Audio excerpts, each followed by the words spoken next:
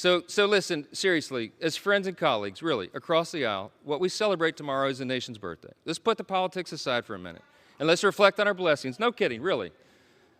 Tomorrow is the 249th birthday of our nation, and that's right.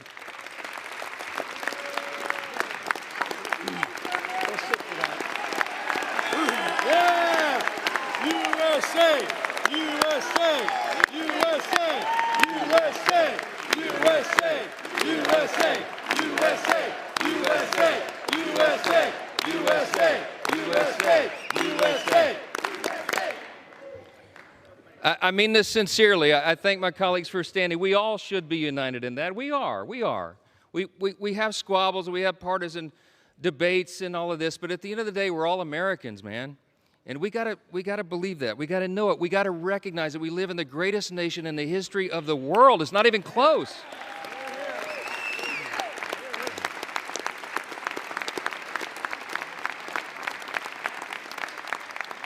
My friends and colleagues, we are so blessed. We should not take it for granted.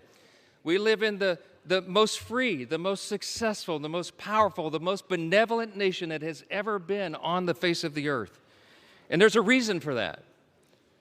The reason that we are the greatest nation is because we were built on the ultimate foundation. And the bold declaration that my friend Hakeem Jeffries articulated earlier is true. We unite under that. The bold declaration that we do hold these truths to be self-evident. What is a self-evident truth? It's something that's obvious. We hold these truths to be self-evident that all men are created equal. It does not say born equal, it says created equal. And that it is our Creator, yes. It is our Creator that gives us our rights. See, the powerful thing about that is we're the first nation in the history of the world that acknowledged that our rights do not derive from government. They come from God Himself.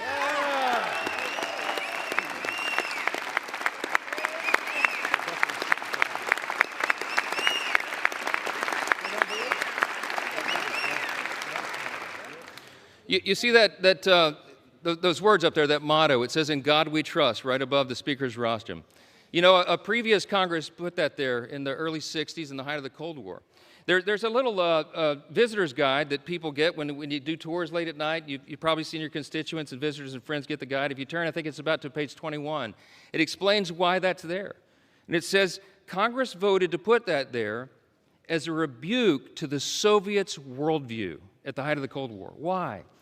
Because communism, socialism, find their root in Marxism. And Marxism begins with the belief that there is no God. It's wrong. And this Congress made a stand those many years ago, and we should do it again. We're different, we're distinct, we're exceptional, because we acknowledge that right there, our motto.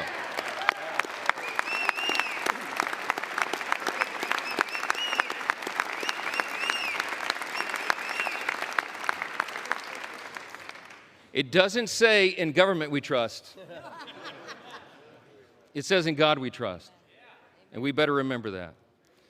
He has blessed us with His grand experiment in self-governance now for almost 2.5 centuries. And by God's grace, we are working hard and we are delivering on our promise to make America great again.